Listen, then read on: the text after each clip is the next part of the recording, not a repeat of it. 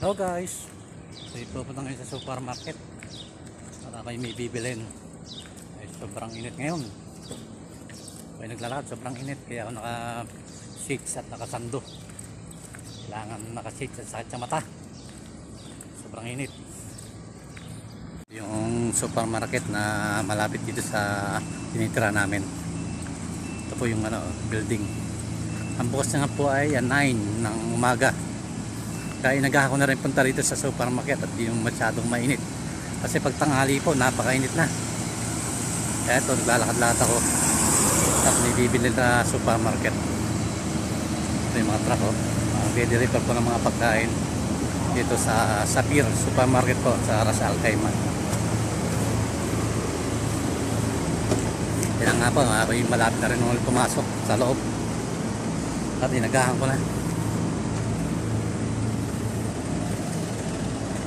Sikat ang araw dito, sakit sa balat. Ang init po dito ay maabot ng 50 degree.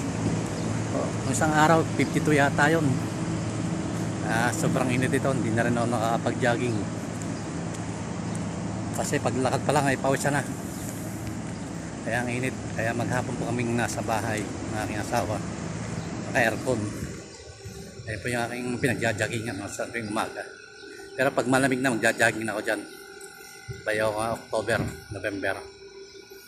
Sige po guys, ako ipapasok muna sa lapad. Diyan muna kayo. Kaya nga po, pupunta to sa taas, hindi bibilin.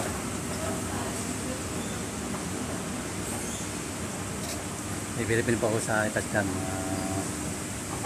Bibili lang po ng mga tape. Bibili ako dito. Kung ano yung mga gusto ko, baka sa alam mo may mga gusto ako dito, mga t-shirt o mga sando, shirt, baka sakali po. Salamin.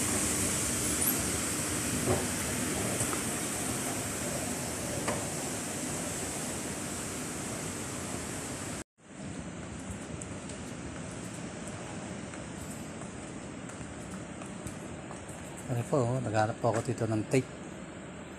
Ayun, tape. Kailangan ko po ng tape. Kailangan yata sa school. Bibili ako ng aking asawa. Ito yung mga school supply po rin.